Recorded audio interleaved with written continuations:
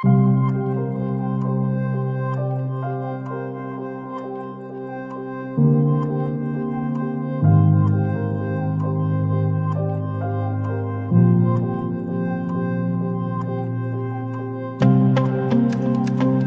আলাইকুম, আমি Mehedi Hasan Shakil, SCB art and ফটোগ্রাফিতে বর্তমানে কো ট্রেজার হিসেবে কাজ করছি। আর এর পাশাপাশি বর্তমানে এই অনুষ্ঠানে ইনচার্জ হিসেবে আছি।